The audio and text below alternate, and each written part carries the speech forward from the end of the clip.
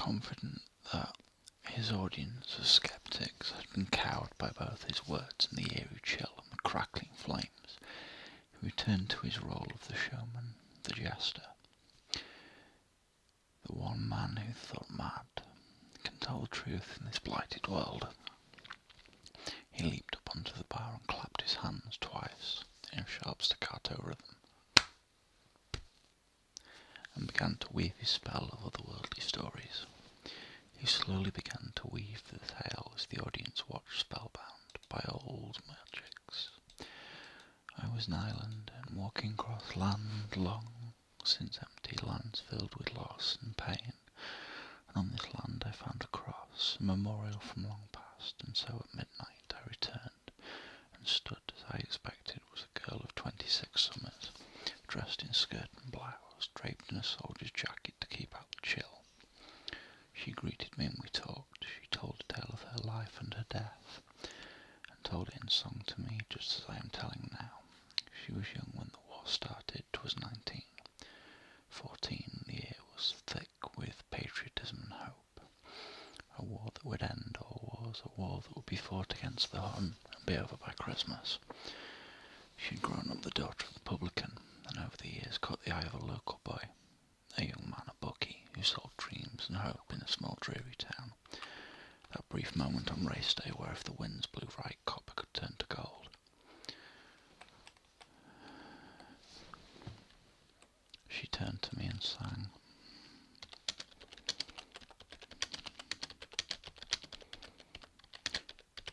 A song of hope and love.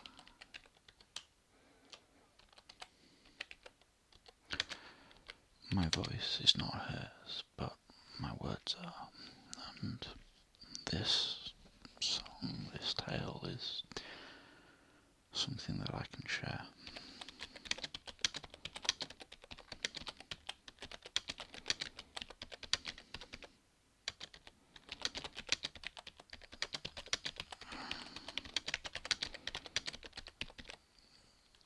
The air grew thick with a pregnant tenseness as the music started, a soft, haunting violin that,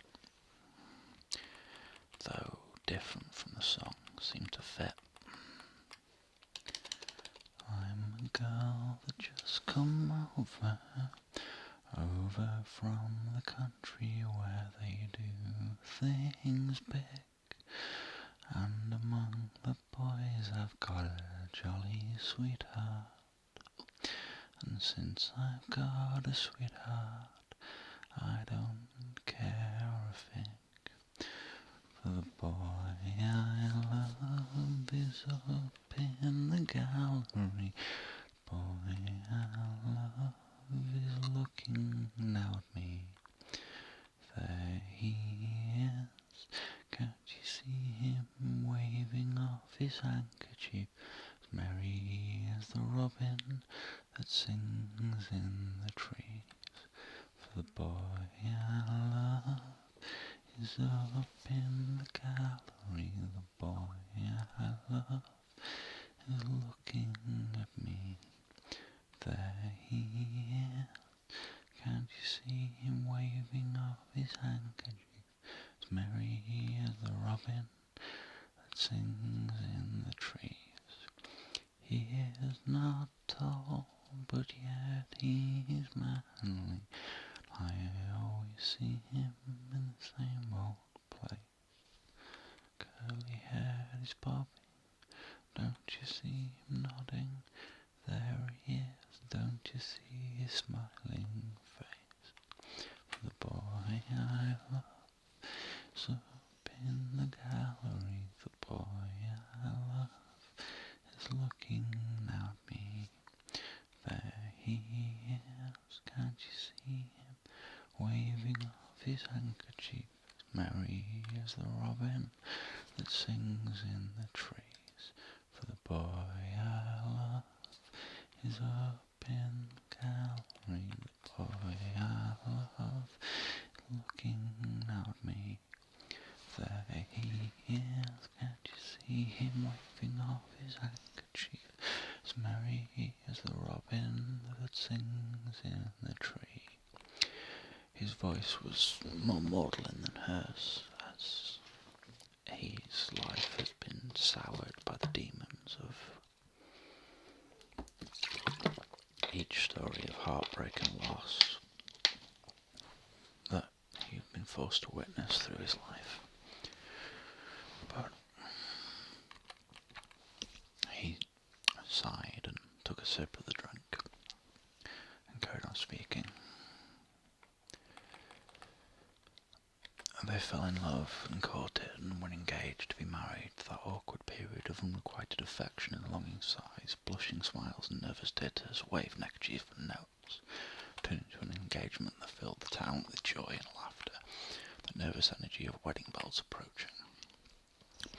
But then as spring grew distant and the world turned, hope turned to fear as the men marched off to war. Before he marched with his boyhood pals towards distant shores, they wed, out in the glades they had played in as children, just these two lovers, promising before God that when he returned, they would truly be bound by priest and sacrament. He took a sip of wine and looked at his bride-to-be, talking more to her than the spellbound audience, pouring the pain into his tale, into his fears that if his words were not enough, then he would be damning her to a life alone, unable to fill the aching, burning regret and loss, the hole he would leave. Maybe 'twas the worst of the curse that his failure damns his mate to a life alone, tortured with visions of what could have been. The one kiss they share, the only love she will have if he is not enough to please the demons. He went to war, marched off with boyhood friends. The scene could be anything from when they were young, broomsticks on shoulder, playing a soldier, now come true, pellet guns and shotguns, now Lee Enfields and Webleys.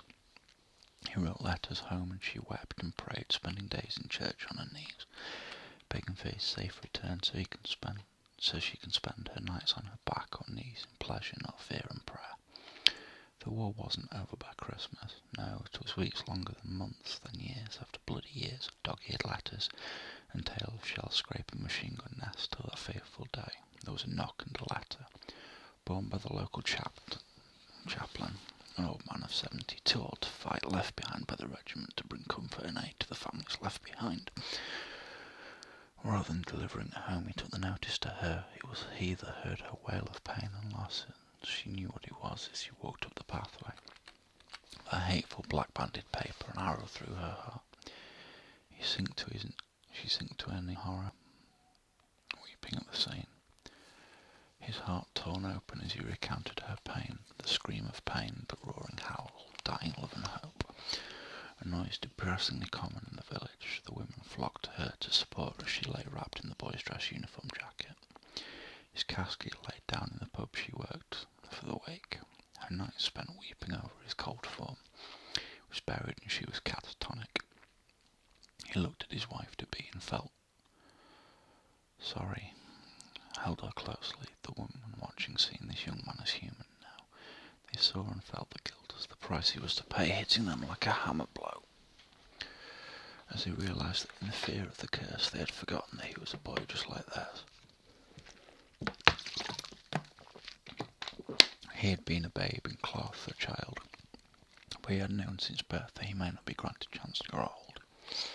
The guilt striking them as if a hammer blow to the chest, as he murmured into his partner's ear,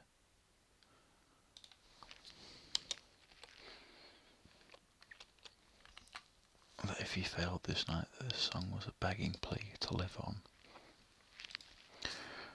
to find a life after him, the sorrow of his cousin long dead, something to be left in story alone.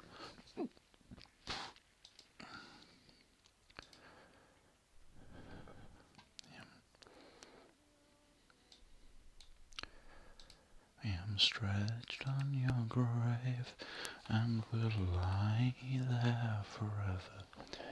Your hands were in mine, I'd be sure that would not sever.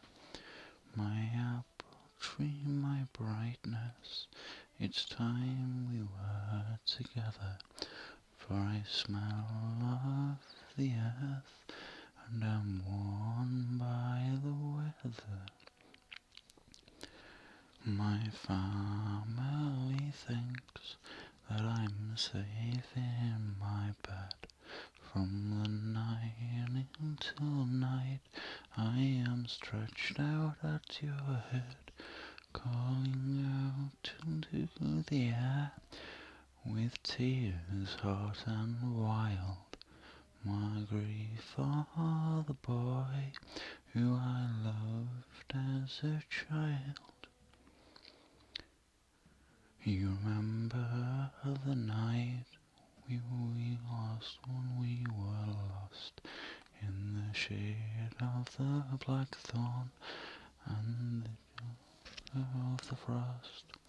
You swore before our God we'd be married and not this night. And you left here for France.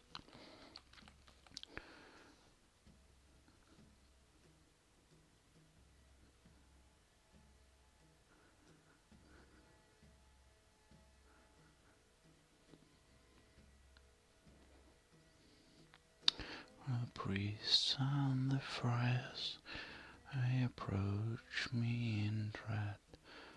I still love you, my love, and now you're dead. I still would be your shelter through rain and through storm, and with you in your cold grave, oh, I cannot sleep warm. I'm stretched out on your grave and will lie there forever. If your hands were in mine, I'd be sure we'd not sever. My apple tree, my brightness, it's time we were together. For I smell of the earth and I'm worn by the weather.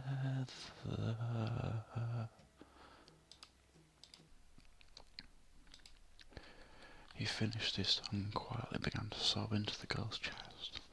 For his cousin, for the boy who died alone, drowning in the mud under the weight of the dead, for the girl he left behind, dying of heartbreak, and finally for the first time for himself and his love. As the weight of his path hit him, she knew in that moment that though he was the figure of legend, that he needed her to be strong, to love him, to be the only one in this blighted place to fight for him. She took him, guided him upstairs, and kissed him frantically, hard, rough, and passionate, the two lovers taking the moment in the fear that it would be their first and last. Shedding clothes and scratching, caressing, nipping, licking, moaning and biting. Moving to the bed, moaning, the rocking of the headboard, shaking the rafters, and those present remembering years gone by. The songs of this young woman reminding them of the price and the fear in their thundering climax. Muffled by the roar of the fire and the pealing thunder in the sky, spurred on by the curse's need for the fresh victim, they faked their thirst for each other together, conceiving his child as he himself was conceived. And this fear that was whipped up by the terror and uncertainty, the same aphrodisiac that the march to war gave, they lay entwined, talking, getting to know each other, and in that moment he allowed himself to hope before they redressed, suddenly coy and shy with each other as he prepared in his mind the next tale.